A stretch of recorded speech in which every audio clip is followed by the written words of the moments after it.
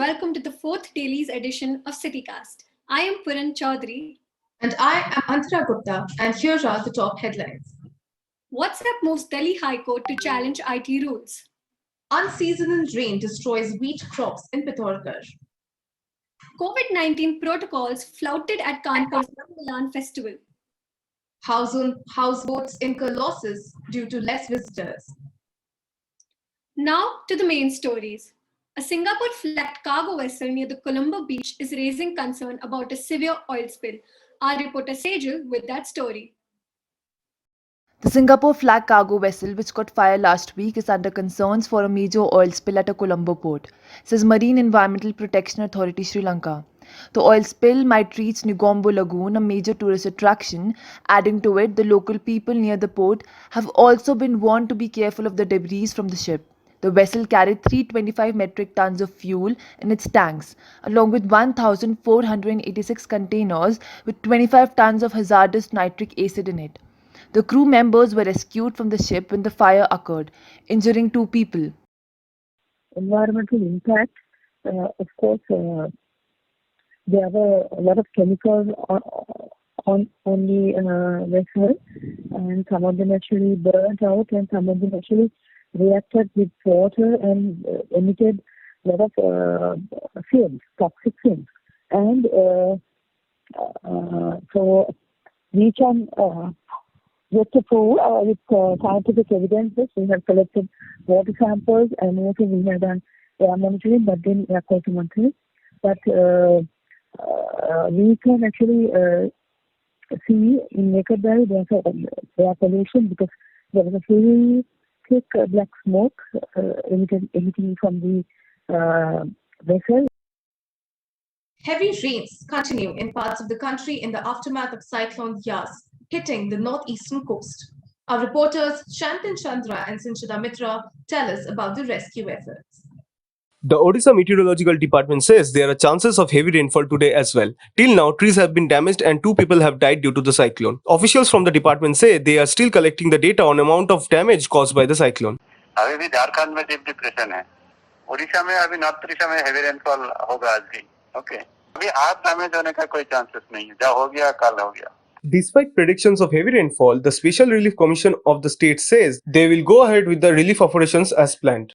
It is all relief operations are going on in as per the scale, and it is being provided to all the persons who are identified as affected by the cyclone. More than 3 lakh homes were destroyed and 1 crore people were affected. A resident of Odisha says the last 24 hours were difficult as the continuous windstorm made them anxious. Damage तो खाली टिके रास्ता वास्ता block हो जाइछि गछ गछ पड़िकी खाली गछ गछ जोर पवन रे भांगी रास्ता ब्लॉक होइछि आ घर ऊपर पड़ी घर टिके भांगी जाइछि. Odisha Chief Minister Naveen Patnaik on Wednesday announced 7-day relief for the families of 180 villages affected by the cyclone. He conducted an aerial survey of the cyclone affected areas today. The ongoing battle between social media and Indian governments escalate. Our reporter Kanishka Kohli will tell us more. WhatsApp filed a lawsuit against the Indian government in Delhi High Court to block the regulation coming into force. WhatsApp has asked Delhi High Court to declare that new IT rules violate the privacy rights, as it required social media sites to identify the first originator information. This adds to the ongoing tension between social media and the government. Police also recently visited the Twitter office after its spokesperson labeled one tweet as manipulated media. Earlier, the account of Sushant Singh was also suspended from Twitter. This was the second time that this happened with him. The actor used Instagram to share the news with his fans and followers. Lawyers say the law is all about the shift in accountability in social media. Rules also constitute a separate commission or a committee which will be formed with the sole purpose of deciding whether or not to take down certain posts. They will be the regulatory committee, so to speak. And if the social media platforms do not comply with these particular guidelines, then the government has declared that they will lose their intermediary status, which essentially means that if they lose this particular status, they themselves can be prosecuted in the future for any objectionable post. What WhatsApp is saying is that if this particular end-to-end encryption is lifted, what the government is asking from them, which is to trace the originator of any particular message, that would violate the right to privacy. Lawyers also say the lack of clear guidelines as to where such orders can be made is a matter of concern. This is Kanishka Kohli for CityCast. Antiguan PMO has asked the Dominican government to deport Mehul Choksi directly to India. The fugitive jeweler is currently in custody of the Criminal Investigation Department in Dominica. Our reporter Shreya Asopa brings us the updates. Mehul Choksi is one of India's most wanted in connection with 14,000 crore Punjab National Bank scam. Agency reports say he is currently held by Dominican CID department. A manhunt was launched by Antigua police as Choksi went missing from Caribbean island nation. Choksi and his nephew Nirav Modi were accused of illegally moving public money from PNB Bank using fraudulent letters of undertaking. Mehul Choksi fled in 2018 from India as he was under investigation by the CBI and Enforcement Directorate. He would be under police custody once he returns to India. As Mehul Choksi is not a citizen of Dominica, he can be deported to India. This is Shreya Sopa reporting for CityCast. Stay with us as we bring you special stories on business.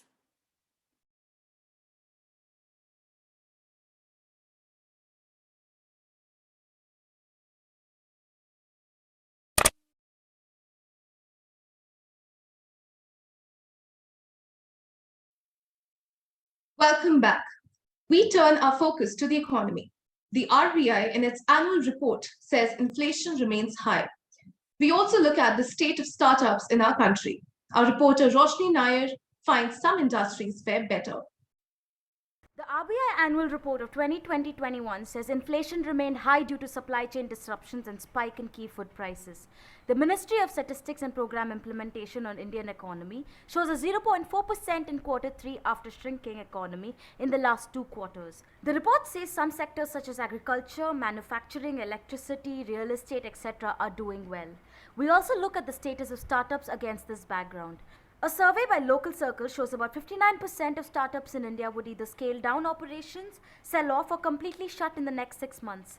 More than 6,000 startups in 171 districts of India participated. They are facing kind of concerns, constraints and all in one way or another way, but they're not going to shut down. And some industries that are doing very well, who is into medical sector and all, which is actually a kind of boom for them as well because of this corona and all. IT industry is actually doing good. IT industry is actually having a boom of around 10 to 14% hike. Uday Kotak, President of Confederation of Indian Industry, says by the end of fiscal year 22, our economy will get back to 100 mark. That is 8 to 9% growth. This is reporter Roshni Nair signing off for CityCast. Many businesses in India find it difficult to sustain the second wave. Let's have a look at some of the stories. In Pittoragar, farmers face losses due to untimely rainfall. Our reporter Kanishka Kohli talks to them. Wheat crop is produced nearly in 32,000 hectares of agricultural land in the district. However, due to heavy rainfall, the crop has been destroyed. Farmers say they are facing major loss due to this. करीब 70% तो खत्म हो गया है, बाकी जो बचा है वो तो पहले ही कटी हुई फसल है. Agriculture is the chief source of livelihood in the state. The official from District Agriculture Department say that they are well aware of the situation and also working with Horticulture Department to change the pattern of farming. Several studies done on climate change in Uttarakhand suggest that the occasional rainfall will continue in future. The researchers say it would be helpful if farmers switch to new crops. Fruits with good branches like apple and lychee. They are impacted by rainfall, but not as much as wheat. Experts say farmers need to be prepared beforehand as climate change will continue in future. This is Kanishka Kohli for CityCast. Consumers find buying vegetables in Mumbai is becoming an expensive affair. Our reporter Sinchita Mitra tells us the reason why. Consumers in Mumbai buying less quantities of vegetables as the prices have gone up by 20%. Consumers say it is hard to manage monthly expenses as the prices of vegetables are rising. The reason for the rise in vegetable prices is due to the lockdown in Nasik. Nasik supplies 70% of vegetables to Mumbai. Due to the lockdown, the APMC market in Nasik has shut down, because of which the supply of vegetables to Mumbai has decreased. तो इतनी महंगाई होने के बावजूद हम लोग खरीद नहीं पा रहे और बच्चे लोग को खिला नहीं पा रहे, खुद भी नहीं खा पा रहे, खिला भी नहीं पा रहे. Vegetable vendors in Mumbai are having a hard time to procure the vegetables for them to sell. Vendors say that they are unable to get some vegetables as the supply is inconsistent. There are some vegetable vendors who are directly buying from the farmers and supplying it to Mumbai. However, not all vendors are able to do so. Because I'm a vendor and customer is coming to me for some product, and if I'm not making it available to him, definitely customer will shift to some other vendor, and I will miss my business. The APMC market in Nasik is also facing losses of 2 to 3 crores per day. An official from the APMC says there used to be 70 vegetable trucks which were going down to Mumbai every day. But now there are no trucks due to the lockdown. Option होता है उसके लिए time देना चाहिए 2 घंटे के बाद एक ऑप्शन करना चाहिए. The APMC officials say if the supply isn't back to normal soon, then the prices of vegetables will rise even further. Thus, the government needs to allow some relaxations to the APMC. This is Sanchita Mitra for CityCast. Moving on to a different part of the country, in Uttar Pradesh, we find sawmill owners see a decrease in income as furniture becomes a non-essential commodity. Our reporter Tarab Zedi will tell us more. Due to fall in demand for furniture, the wood industry is seeing a downfall in business. Workers related to the industry go through a tough time. While many have left jobs, few remain because they have no other way. 3 साल पहले जो business चलता जो 15-20 लाख रुपए साल का, वो ये समझ लीजिए कि इस साल ना के बराबर रहा है. इतनी भी नहीं पैसे हुए कि जो है लोगों की सैलरी दे पाएं. As there are no marriages or big orders, business has remained down. The workers who were paid 20,000 rupees a month can hardly be paid 8,000 a month, Mohammad Sajid added. समझिए कारोबार 10% रह गया है. पूरी नहीं आ रही तो मशीनों पे कट नहीं पा रही है. तो जो इसका सप्लायर है उनके पास नहीं जा रही है. फर्नीचर वाले जैसे हैं. From people working on sewing machines to the carpenters, all are affected, mentioned the industry sources. The auction of wood is on halt as the government has restricted gatherings. Lucknow contractors who get wood from various auction depots on Kursi Road in Gorakhpur, Bahraich, etc. are not able to reach these stations due to lockdown, said Azam Khan, who owns a plywood mill. There are around 6 sawmills in an area, 10 to 12 plywood mills and more than 40 furniture manufacturers, all struggling with almost no income. हम तो नहीं है मगर labour के जो है काम देने के लिए हम लोग को जो है ये काम करना पड़ता है. शोरूम बंद है तो आदत बिकेगा कहाँ. The manufacturers see no chance of increase in sales as long as COVID-19 continues to stay in picture. This is Tarab Zaidi reporting for CityCast. We'll take a short break and be back with more updates on the pandemic.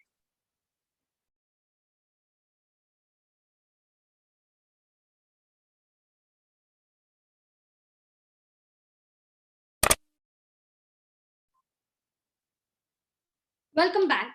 Let's see how the tourism and hospitality industry is doing. Houseboat owners in Kumbaragaon have no business because of the second wave of COVID-19. Our reporter Roshni Nair brings us the story from Kerala.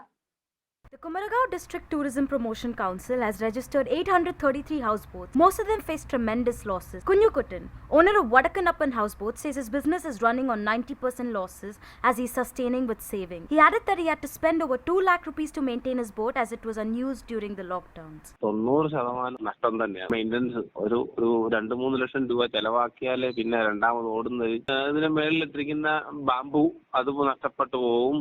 രണ്ടാമത് ഇതിന്റെ painting അകത്തെ painting എല്ലാം. Domestic customers who were regular visitors of houseboats fear exposure to the virus and are not travelling. Even if I want to go for a holiday, I will have to go and get the negative reports for everyone. I would rather wait for things to get back to normal than travel right now. Kerala government had offered grants of rupees 80,000 to rupees 1,20,000 for the registered owners of houseboats owing to the lack of business. However, not all houseboats are beneficiaries of the grant. ഇനി ഞങ്ങൾക്ക് മുന്നോട്ട് പോകണമെങ്കിൽ ഗവൺമെന്റിന്റെ help ഇല്ലാതെ പോകാൻ പറ്റില്ല. മാസം വരെ ലൈസൻസ് വാല്യൂഡ് ആയിട്ടുള്ളവർ 10% ആൾക്കാർക്ക് പോലും കിട്ടിയില്ല കാരണം ആ ലൈസൻസിന്റെ ഒരു വാലിഡിറ്റി പ്രശ്നം വന്നതുകൊണ്ട്. The Kerala Houseboat Association says the only time in which the industry can revive is when the caseload decreases and majority gets vaccinated. This is reporter Roshni Nair signing off for CityCast. Kulu's homestay business is in ruins. Our reporter Sejal Seth will tell us more on this. The people who run homestays in Kullu are facing hardships as they have no income since the onset of a lockdown in Himachal. There are around 4,000 homestays and there are lakhs of people whose livelihood depends on it. ये जो यहाँ पे season है वो मई जून अप्रैल मई जून रहता है, तो main अगर वही ना चला, वो लास्ट ईयर भी नहीं चला है, वो इस साल भी नहीं चला है, तो इफेक्ट तो बहुत ज़्यादा रहा है. Some people are under huge debt and they do not know how to repay their loans. Rohan Sharma, who owns a homestay in Kullu, has taken a loan of rupees 5 lakh, but he doesn't know how to repay it. Homestay वाले डरते हैं ना कहीं ये कोई positive ना जाए ये वो यार because the family is staying in the same मतलब यूनिट तो that's why it is a big problem मतलब तब इसलिए थोड़ा डर लॉस तो हो ही है जो आपको पता ही तो सारा कुछ टूरिज्म का लॉस तो है ही ना. The people running these homestays have asked the government for a relief fund. There is just no certainty about their future, says Homestays Association President. उनको मैक्सिमम 15 लाख तक का वर्किंग कैपिटल का दिया जा सकता है, जिसके ऊपर अभी फिर से जो है मतलब गवर्नमेंट उन गाइडलाइंस को रिवाइज करने जा रही है अभी. The extension of the lockdown has just made people more apprehensive about their business and its certainty. Let's see what the future holds for them. This is Sejal Seth signing off for CityCast. We find there is a demand in the service sector. Home delivery apps see an increase in demand during the lockdown. Our reporter Arpita Ajay Kumar tells us more. Home delivery apps like Dunzo and Swiggy Ginny sees an increase in their sales by 60% across India during the lockdown. अभी lockdown में हमारे धंधों का बहुत sales बढ़ गया है. Sales अभी 30 to 60% से ज़्यादा बढ़ गया है. हमारा इनकम भी नहीं बढ़ता है. The company officials say there is an increase in demand for grocery delivery and pickup and drop services as compared to other services. I am using the delivery services like Denzo since last 2 years. It's very helpful to get the essential things like grocery, medicines and many more, as well as if you want to send something to your friends and relatives in this pandemic situation without stepping out of your house. It's very helpful. Experts say that people these days prefer sitting at home and getting things delivered. Because of the lockdown, people cannot go out easily, and also getting groceries have become difficult with token system and so. At that time, these services help the people sitting at home get this delivered easily. As many states in the country is in a strict lockdown, these service partners work hard and help people get things easily available sitting at home. I'm Arpita Ajay Kumar reporting for CityCast. We'll be back shortly. Stay tuned.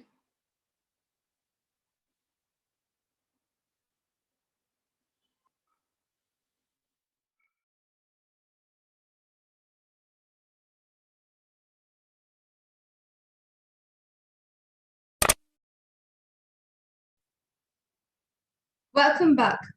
India reported more than 211,000 cases in the last 24 hours, and the death toll stood at more than 3,500. Till now, the country has witnessed nearly 3,15,000 deaths. On the other hand, more than 1.8 million people got vaccinated yesterday.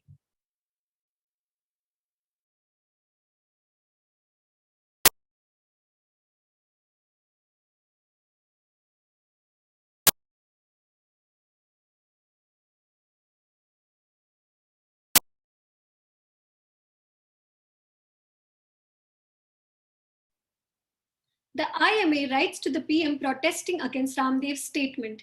They also filed a case of defamation against the Ramdev Baba. Our reporter Amna tells you more.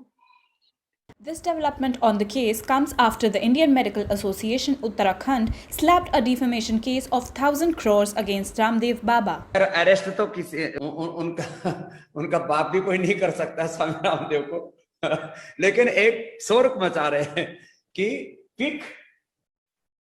Quick arrest Swami Ramdev, quick arrest Swami Ramdev, कभी गिरफ्तार रामदेव. अब चलाते रहते, चलाने दो. तुम अपने लोगों को भी थोड़ा सा बीच बीच में अभी प्रैक्टिस हो गई है.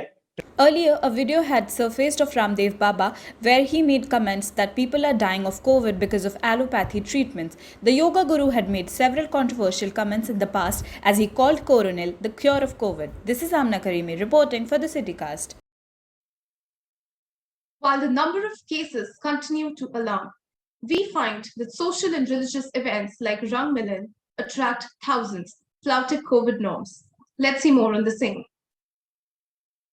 Amidst the lockdown, event managers of the famous Sawmill host a party to celebrate the 10th anniversary of the event. With over 500 invitees, the gathering is flouting COVID norms. The event managers claim that the local authorities were informed about it.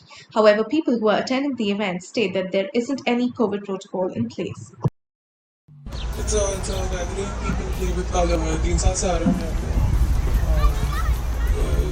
रंगों से खेला जाता है. ये इसका 10th anniversary है. काफी लोग आएंगे. The event managers, however, state differently. They say that the local authorities have been informed and all the protocols are in place. All protocols were followed. It was like a small gathering. We didn't do any bigger event. We followed all the local protocols and everything. Despite the claims, none of the COVID norms were in place with little to no social distancing. This is Antara Gupta signing off for CityCast. Waste collectors in Bangalore are exposed to waste from those in home quarantine while collecting garbage from door to door. Let's have a look. There are 4,646 auto tippers in the city who collect waste from houses in 198 wards. These auto drivers go from house to house and collect waste on different days for wet and dry collection. However, many of them were seen not following COVID protocols. They did not have mask on, no gloves and no boots either. ಒಂದೊಂದ್ಸಲ ಹಾಕ್ತಾರೆ mask, ಇಲ್ಲ ಅಂದರೆ ಮೂಗು ಕೆಳಗೆ ಹಾಕ್ತಾರೆ. Most of the time gloves ಹಾಕಲ್ಲ, maintain ಮಾಡಲ್ಲ clean. ಏನು ಮಾಡೋದು? These auto tippers come under the purview of BBMP. Last week, new gloves and masks were distributed to them along with sanitizer bottles. These workers are at a high risk of contracting the virus as they are the ones that segregate the waste before it goes to the landfill. पूरा मिलता है, mask gloves देता है, sanitary bottle देता है, सब कुछ देता है. इसके टाइम पे पहले अभी ड्यूटी खत्म हो गया ना, जा रहा है अनलोड को, तभी काट देता. अच्छा, ड्यूटी में रहता है तो भी डाल देता, मास्क डालता है, सैनिटरी बॉटल डालता है. The city generates over 3,700 tons of waste every single day that compactors take to the Belhalli for burial. The civic body claims that they have reserved a few beds in government hospitals for these frontline workers. Since the pandemic started, more than 30 Paurakarmikas have succumbed to COVID-19. Given them safety gear, whatever they requested, they have all done, madam. We have given sanitizer, we have given uniforms, we have given. If hygiene is not followed by these waste collectors, it can cause a lot of harms not just to them but also citizens at large. Collecting waste with bare hands can also cause harmful diseases like HIV, typhoid and cholera. This is reporter Puran Chaudhary for CityCast. That's all for today. See you tomorrow at the same time for stories in lifestyle and entertainment.